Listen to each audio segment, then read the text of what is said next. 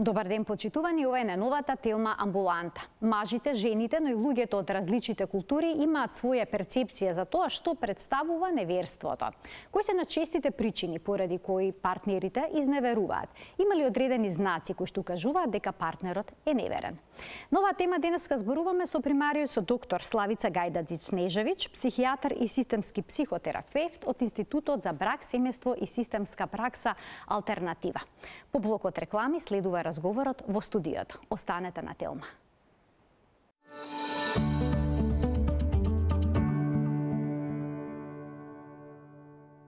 Со примариус доктор Славица Гајдадзич-Снежевич, психијатар и системски психотерапевт во Институтот за брак, семејство и системска пракса. Денеска разговараме за неверството во партнерските двојки. Докторке, добар ден, добре дојдовте во студиото на телма. Добар ден и благодарам на поканата и имаме интересна тема денеска за разговор. Апсолутно. Широка е дефиницијата за неверството, бидејќи некои велат партнерот ми изневери, бидејќи физички беше во контакт со некој друг, но други пак неверството го доживуваат и со еден лайк на фотографија на Facebook. Па што е точно неверство? Да, имате право. Тешко е да се дефинира со една дефиниција или со една реченица што све неверство за луѓето значи, затоа што навистина за некои луѓе е доволен само поглед, да доживеат дека нешто се случува, за други пак ако не се случува нешто најконкретно, некако физички контакт или нешто слично, не го дефинираат како неверство и затоа ние, знаете, за да воопшто го разбереме неверството, можеби е важно да разбереме зошто е тоа толку чувствителна тема за партнерите.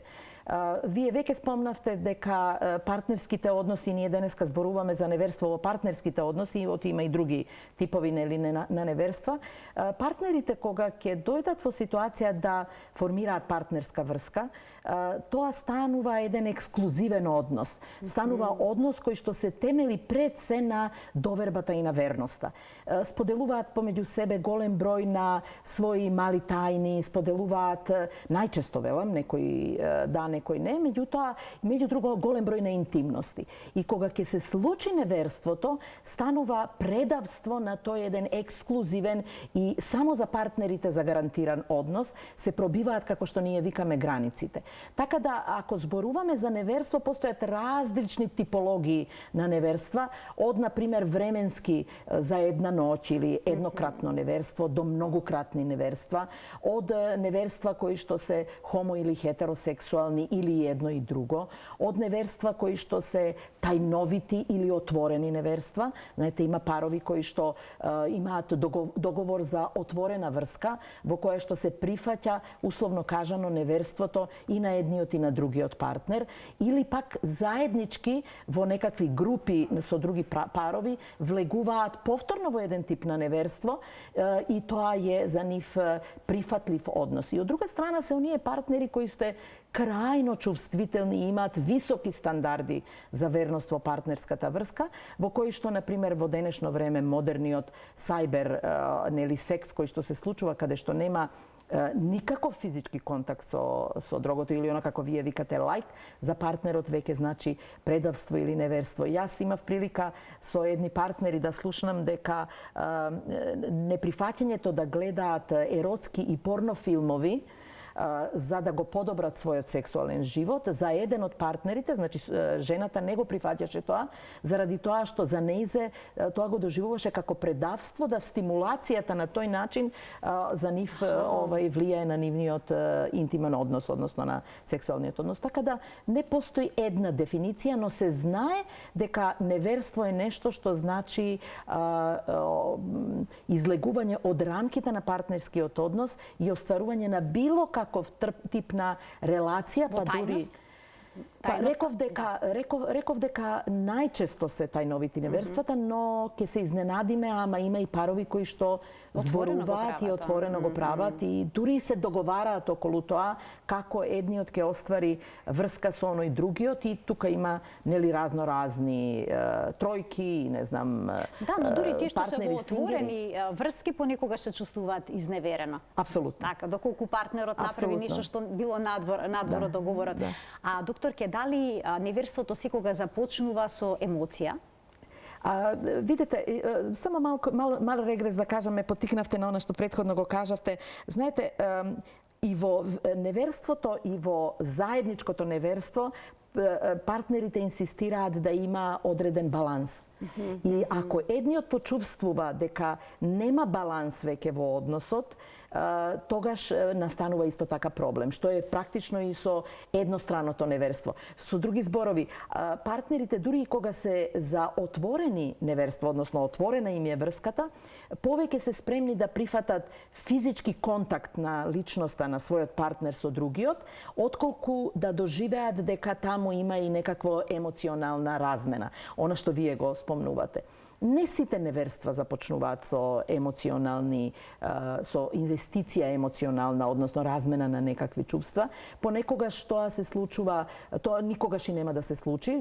Велат партнерите дека успеваат да го ограничат својот однос со надворешниот партнер само на физички контакт, но има пак ситуации во кои што постои емоционална размена, а нема физички контакт измеѓу партнерите. Знаете, тоа се тие долгогодишни или повеќе временски врски во кои што со надворешниот партнер, еден од партнерите долго време разменува одредени своји емоционални содржини, а при тоа немаат физички контакт и до тој физички контакт може никогаш и да не дојде.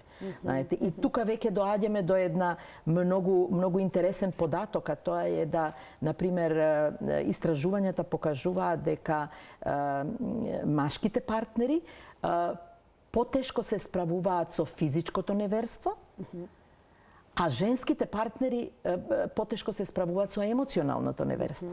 Знаете, така да за мажот он може некако и да ја зборуваме за хетеросексуалните двојки, нели?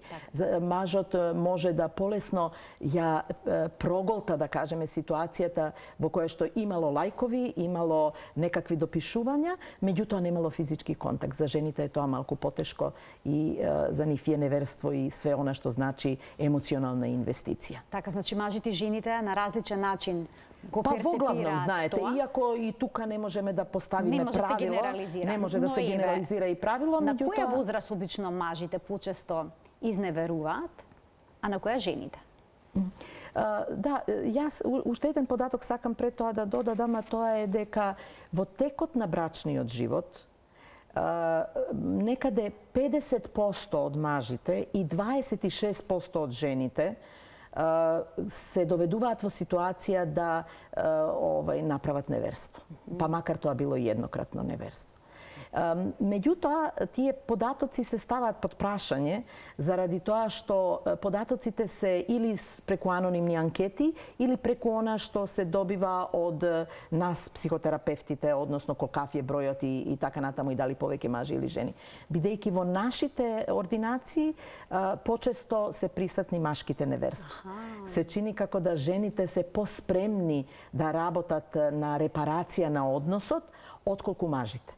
Мажот кога ќе го открие неверството, во висок процент за него е тоа крај, тие никогаш не доаѓаат кај нас и не можеме да ги уловиме статистички таквите неверства. Така да јас, иако верувам дека веројатно нешто повеќе се мажите, не сум сигурна дека е тоа 2:1 однос како што статистиката вели. Од друга страна, постојат некои кризни фази во бракот кои што можат да се поврзат со неверството, но не секогаш.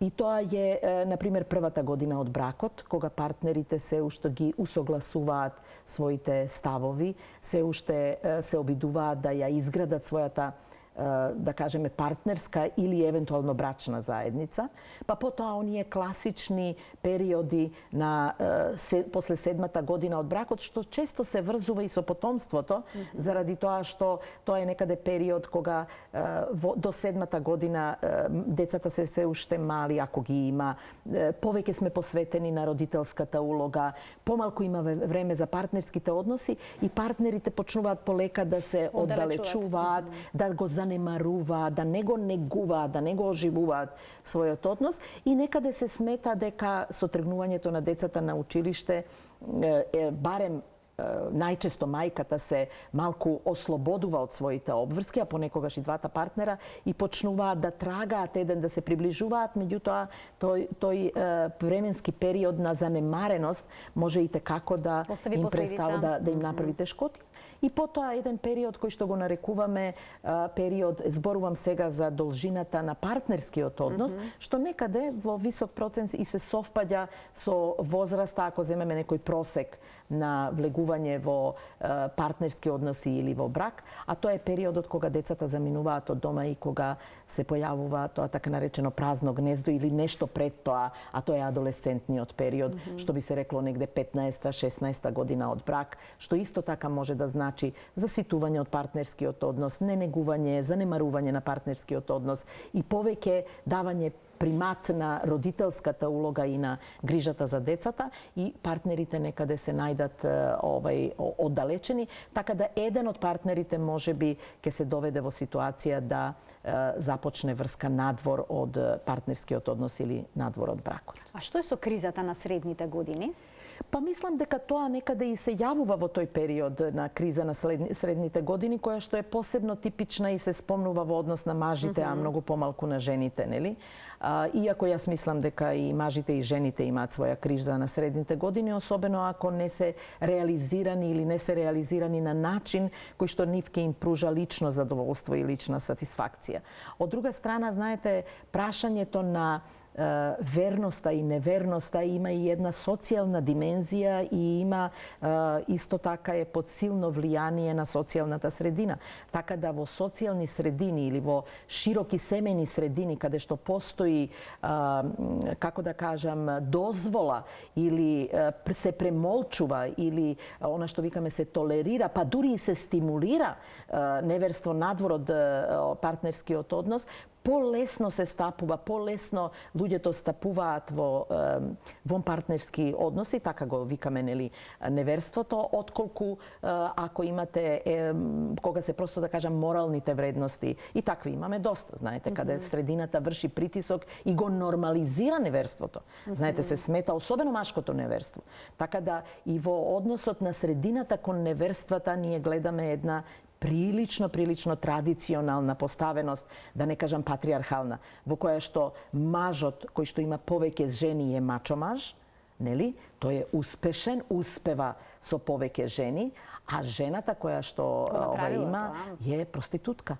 Она е веќе добива етикети кои што се прилично онака сериозни и кои што го ставаат под прашање целиот морален лик на жената, што повторно веројатно влече корени од нели целиот историски период, па и она што еве денеска родовата еднаквост, на пример, ако сакаме, како некои да кажеме општествени групи и да кажам кои имаат исклучително високо влијание на мислењето на средината, си дозволуваат, нели, да прават разлика измеѓу тоа што прави жената, не во однос на неверството, меѓутоа генерално веројатно и неверството. Ако го стават во лесно би се вклучило.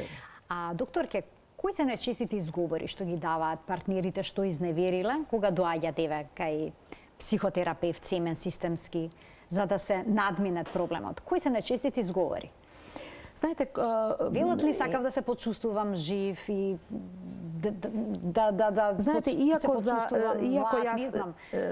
иако во нашата теорија на системи, како ние ја викаме, и во моето гледање на тоа како партнерите функционираат, одговорноста за сите работи, освен за неверството, веројатно, можеме да ја поделиме измеѓу партнерите кога станува збор за неверство, и јас инсистирам да се користи тој термин, а не да се зборува за флерт, а не да се зборува за секс за една ноќ, а не да се зборува за прелюба, туку баш за неверство, заради тоа што се изневерува довербата која што партнерите ја градат во партнерскиот однос, и тоа сериозно влијае на самодовербата на партнерот кој што е изневерен. Мора ли да постои некој крупен проблем меѓу нив за да дојде до такво нешто? Управо сакав да кажам дека, иако ние често пати велиме дека одговорноста е заедничка, кога за неверството станува збор, одговорноста е на оној кој што изневерува. 100%. Зошто?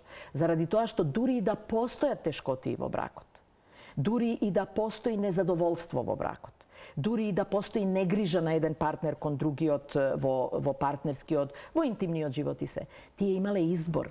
Тие имале избор да направат нешто друго, но не и неверство.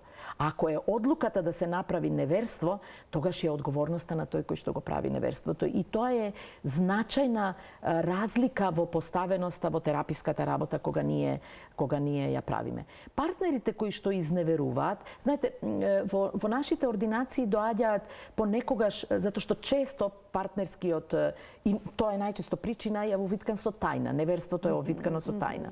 И практично отварањето на тајната ги доведува до нас, до терапевтите, и самото отварање на тајна е високо трауматско искуство.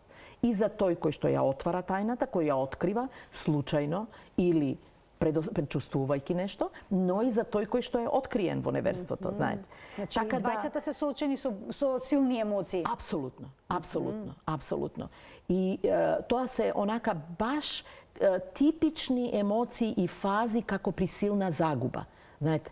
Затоа што умира верноста, како смрт, знаете. Така да првата фаза е често пати неверување, лутина, може да биде и без, чувство дека се случува катастрофа во самиот, особено оној кој што го открива неверството. И од другата страна го имаме оној кој што се чувствува најчесто засрамен, се чувствува виновен за она што го прави, чувствува дека од една страна правел нешто што, да кажам, за него било пријатно доживување, но истовремено го повредувал својот партнер во односот. И јас тука сакам да кажам дека партнери кои изневеруваат немаат свесна намера да го повредат својот партнер. Не е тоа, освен исклучително кога е одмазда во прашање или ќе проговориме и за тоа, за одмаздата. Најчесто не размислуваат за тоа да намерно го повредат и се надеваат дека тоа нема да биде откриено од страна на нивниот. Ќе си остане во тајна. Но има знаци кои што укажуваат дека партнерот изневерува. Јас еве издвоив некои од нив кои што беа највпечатливи, можеме да ги погледнеме, а тоа се ненајдени промени во достапноста, значи не во секој момент може да го добиете партнерот на мобилен телефон и слично, неочекувани промени во либидото, ненајдена промена во изгледот, промена на лозинката на телефонот или компјутерот, обвинување на партнерот за неверство, значи оној што изневерува го обвинува другиот за неверство, за земање одбранбен став при соочувањето, например, ти мене ми изневеруваш, не јас тебе, и слично. Јас би сакала еве да речеме да прокоментираме неочекувани промени во либидото. Дали секогаш едниот партнер го губи интересот, тој што изневерува дали го губи интересот за сексуални односи со својот партнер, или пак напротив, може либидото да се зголеми во тие моменти? Да, ова е многу интересно, знаете, прво не постои равенка на еднаквост, да кажеме, намалено либидо, неверство. Знаете, може либидото да биде од многу причини намалено, кои се ситуациони, реактивни, па дури длабоко психолошки одредени, па дури и физички одредени ситуации. Мислам на физичкото здравје. Тоа е едната работа. Втората работа, знаете, ќе се изненадите, меѓутоа низ историјата постојат записи кои што зборуваат дека кога партнерите, кога еден од партнери, првенствено се мисли на машкиот партнер, нели? Кога партнерите надвор од брачната заедница остварувале врски со своите жени и ја подобрувале релацијата со, па дури и сексуалната релација со сопствената жена, нели? Што може да има некаква, можеме да го толкуваме на различен начин, хипотетички, нели, меѓу другото дека е и чувството на вина, дека прави нешто па сега треба да се покаже многу повеќе, меѓутоа понекогаш е и заради тоа што надворешната врска го релаксира и благодарение на тоа го смирува и благодарение на тоа и нели низ историјата се опишани такви, како да кажам, професионални куќи каде што мажите оделе, а после тоа нивниот брачен однос доживувал ренесанса, како што викаат, и подобрување, процветувал. Значи нема правило, со други зборови. Меѓутоа, вие спомнавте многу интересни други податоци, знаете, кои што можат да го доведат партнерот кој што е изневерен во сомнеж дека е, а тоа е оддалечувањето, недостапноста, честите отсуства за кои што brzo dava objaснување или не дава никакво објаснување или тајновитоста, знаете, половичните информации кои што се даваат, дека не е тоа важно и што сега, зашто ме испрашуваш и веднаш од таа позиција во офанзива ти се сомневаш, ти не знам како што вие рековте, можеби затоа што ти тоа го правиш и затоа го. Така да постојат различни ситуации, меѓутоа факт е дека партнерите вака статистички гледано, освен приказната за помало либидо, го губат интересот за својот партнер. Преска зборувавме дека може да се зголеми, меѓутоа она што и често го гледаме да го губат интересот за својот партнер, знаете, и се помалку се заинтересирани и се помалку поминуваат интимно време заедно или све помалку има интимност и секс меѓу партнерите. Тоа се, значи постои шаренолика една слика. Не можеме да кажеме едно или друго или трето. Некои за неверството ќе дознаат случајно, други ќе почувствуваат дека нешто не е во ред, на други ќе им каже некое трето лице што се случило. Во тие моменти, дали партнерот што изневерува е подобро да признае или не? Знаете, ако зборуваме за треба искреност, ли да се признае неверството? Ако зборуваме за искреност, која што е повторно од пакетот на ексклузивност помеѓу партнерите, во која што е довербата, верноста, би очекувале дека да, треба да веднаш седне и да го каже тоа, меѓутоа најчесто партнерите тоа не го прават. Не го прават прво заради тоа што се надеваат дека ќе можат да ја прикријат, да го прикријат својот однос на неверство. Оние кои што се дојдени до фаза да веќе донеле одлука да го прекинат партнерскиот однос или бракот со својот партнер, веројатно ќе бидат поспремни во тој момент да кажат да, толку и толку време и јас си заминувам. И немаме што ние веќе да бараме заедно. Меѓутоа, во висок процент другите се обидуваат да ја минимизираат ситуацијата. Па имате различни приказни, знаете. Например, да некои ќе кажат воопшто дека е тоа глупост, дека нема врска во сето тоа, почнуваат веднаш нели одбранбен став и да ја префрлаат вината на оној другиот, дека не им верува и дека срам да му е што не им верува и дека љубомора е во прашање, а некои почнуваат, знаете, да кажуваат, па добро имаше нешто, ама не е тоа ништо сериозно, не е тоа, па почнуваат да ги кратат, знаете, онака да ги минимизираат, дека тоа се случило еднаш или се случило, не знам, 2 пати, 3 пати, 5 пати, па потоа го генерализираат, тоа е дека па кој маж денеска не изневерува, знаете, пробаваат да низ генерализацијата ја нормализираат својата ситуација и да зборуваат за тоа. Јас имав, например, прилика да зборуваат за професии кои што се професии поврзани со дежурства, па кој таму не, па јас мислам дека се, ама тоа нема никаква врска и така натаму, така да имаме разнолики приказни со кои што доаѓаат партнерите кај нас. Меѓутоа, она што е исклучително важно е да се даде простор за изневерениот партнер да барем во првата фаза има право да поставува прашања, да има право да биде информиран онолку колку и да му се помогне на другиот партнер да разбере дека отвореноста и искреноста во тој момент е услов да евентуално влезат во следните фази кои што ќе им помогнат да го репарираат и да го возобноват на нов начин, да го возобноват односот и да тоа биде поразлично од она што било пред да неверството се случи.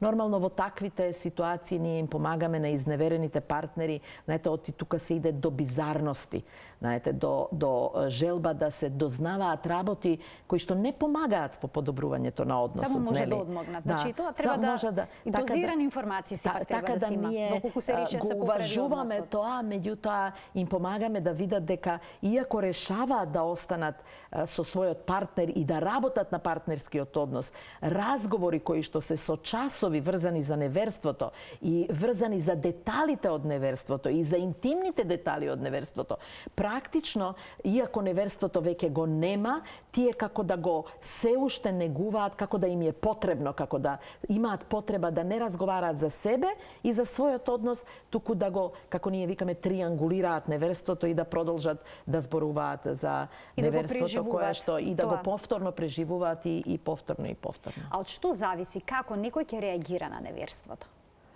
Мислите како оној кој што е изневерен. Знаете, тоа во најголем број ќе реагираат во првиот момент со лутина, со бест, со можеби и прекин на комуникацијата со својот партнер, со изјави кои што се бомбастични, нели, кои што потоа ги ревидираат. Многу често се случува да дојде и до физичко оддалечување на партнерите после откривањето на неверството. И има партнери кои што знаат посмирено да реагираат. Значи, тоа во висок процент зависи и од личните карактеристики на личноста. Зависи од претходното искуство. Знаете, ако некој имал веќе партнер кој што го изневерувал и заради тоа, тоа може да помогне било да толерира или да екстремно реагира. Знаете, немаме правило во сето тоа. Ако имал семејна историја во која што, например, во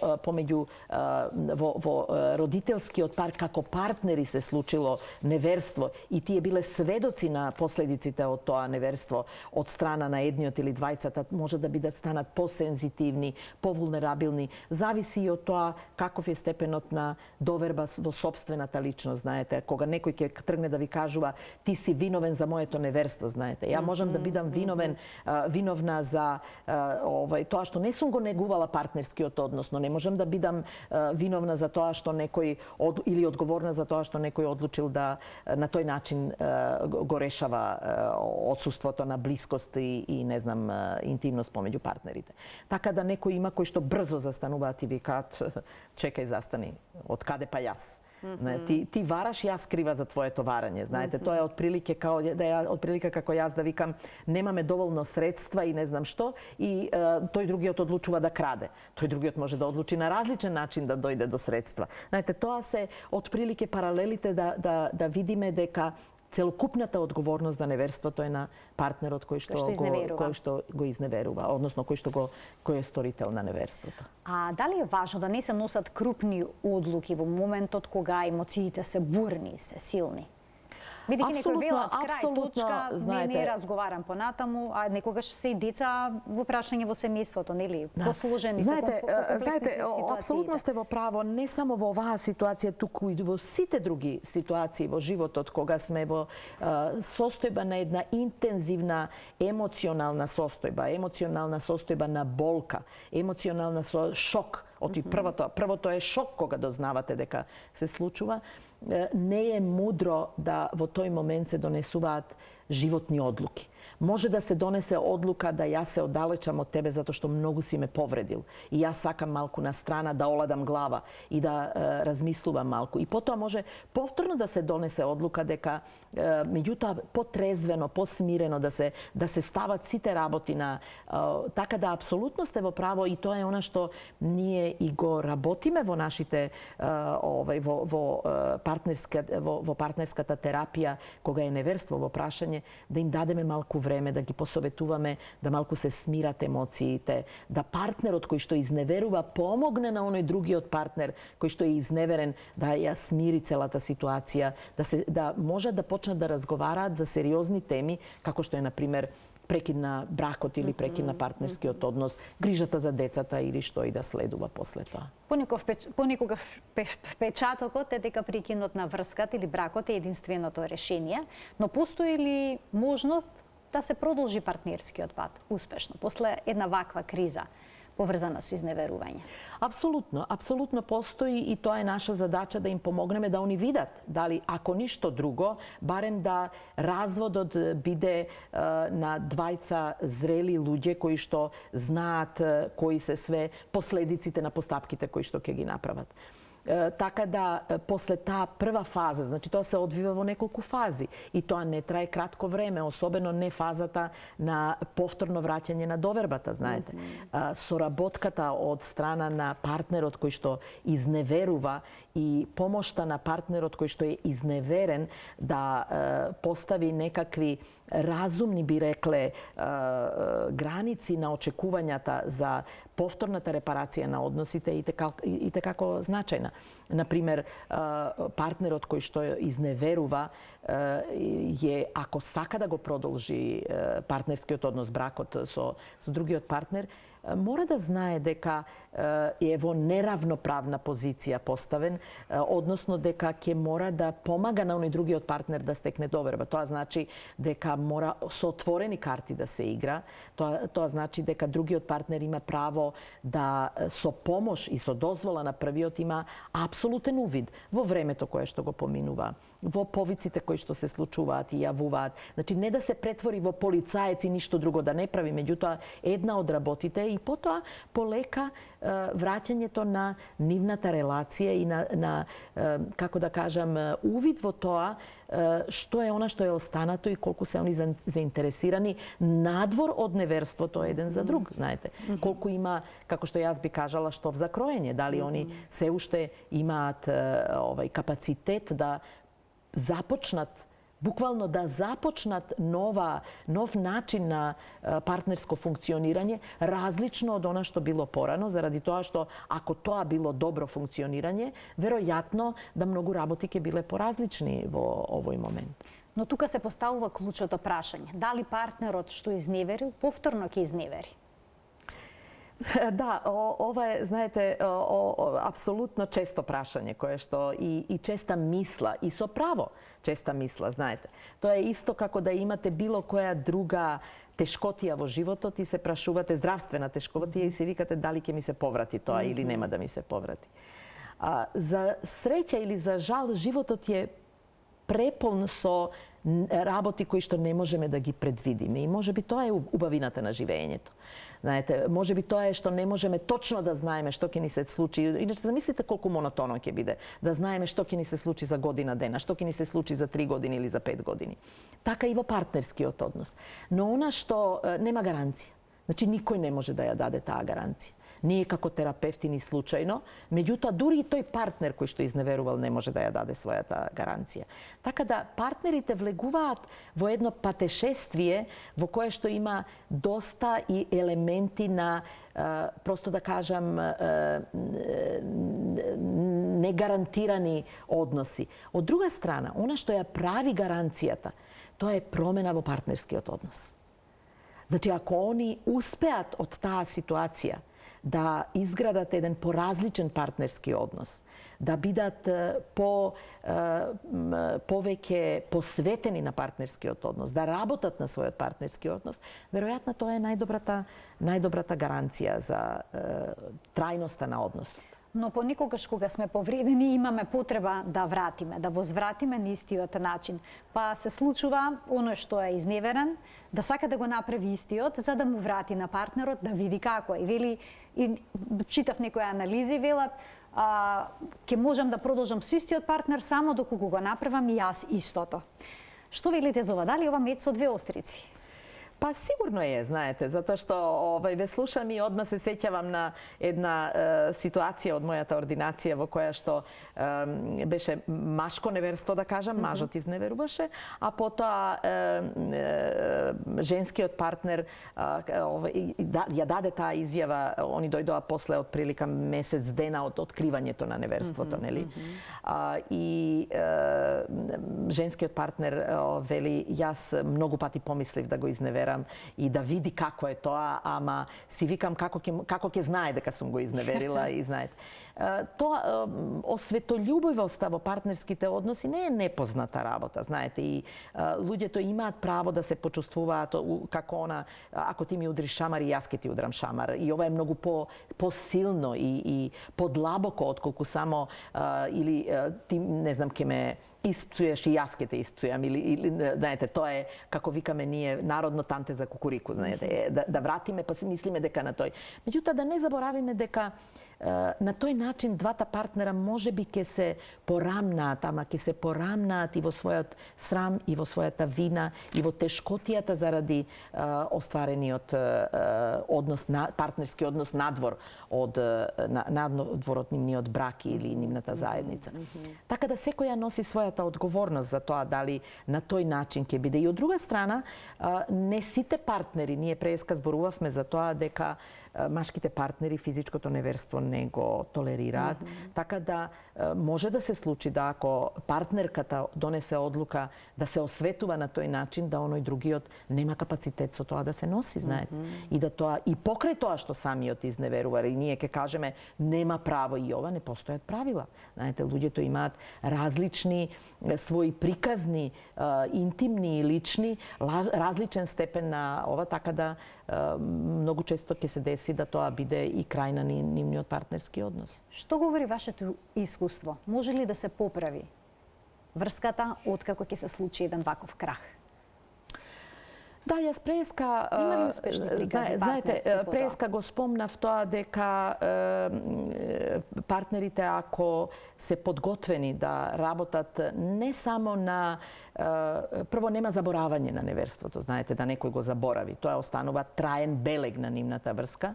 Меѓутоа, ако одлучат да не дозволат да прекинатиот веќе однос на неверство, оти предусловие да прекине неверството. Ако прекинатиот однос на неверство им помогне да они влезат во своја нова фаза на градење на партнерски однос во кој што ќе ги преиспитаат сите своји, да кажем, минати ситуации во кои што се чувствувале задоволни или незадоволни и почнат да градат нов партнерски однос, посветени едни на други, со една отворена, јасна комуникација, со почитување на разликите, со посветеност во времето и во активностите што го прават, веројатно дека има шанса. Просто се сеќавам на повторно една клиентка која што чисто сопруг ја изневерил, која што зборуваше, кога ние зборувавме какви промени све направил тој моментот на откривањето на неверството и самото неверство, она застане и вика, без малку на крај ќе испадне дека треба споменик да изградиме на неверството. И навистина, знаете, неверството може да биде пресвртница во партнерскиот однос и подсетување да се започне на малку поразличен начин да се функционира. Она што е многу значајно, особено во однос на партнерите кои што изневеруваат. Знаете, кога партнерите кои изневеруваат доаѓа затоа што ние работиме и со партнерите, работиме индивидуално со едниот па со другиот, колку тоа ќе дозволи, значи тоа некако го диригира изневерениот партнер. Ако тој се чувствува небезбедно да ние работиме индивидуално со партнерот, со оној кој што изневерува, тогаш ние ќе мораме да се прилагодуваме на таа ситуација за да не ги поттикнуваме уште повеќе болката и страданието и недовербата на оној кој што е изневерен.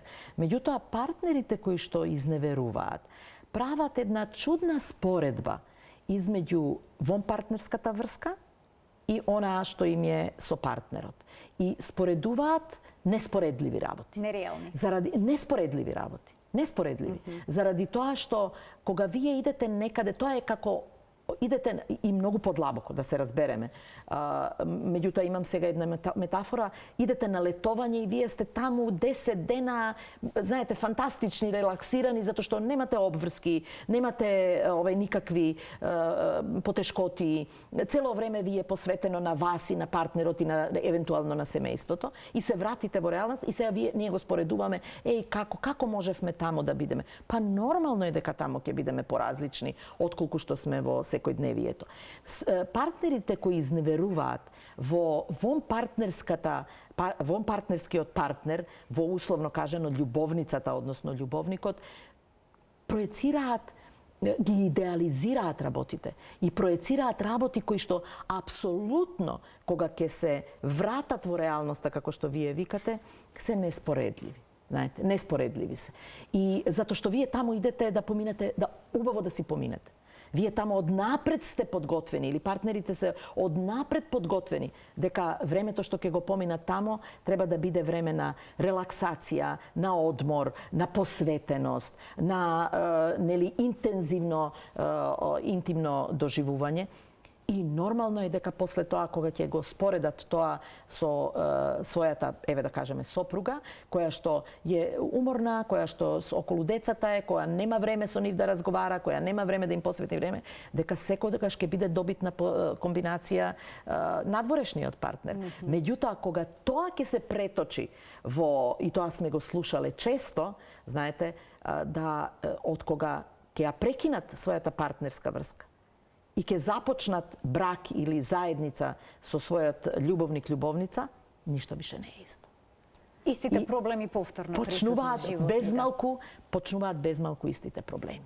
Така да и тоа е нешто што ние им помагаме да они ги видат и да видат што е она што може да се негува ако се одлучиле да го продолжат партнерскиот однос, што можат да направат поразлично и они да бидат поразлични во партнерскиот однос во кој што живеат, во споредба со она што го колку инвестирале, да кажеме, и колку се они толерантни и посветени на во партнерскиот однос.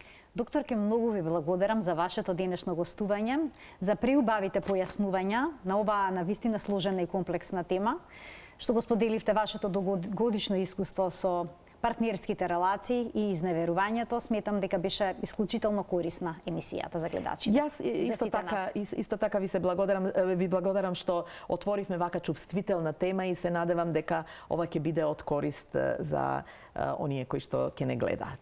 Почитувани денешен гостин во емисијата беше примариус доктор Славица Гајдазиш-Кнезевич, психијатар, системски психотерапевт во Институтот за брак, семејство и системска пракса Алтернатива.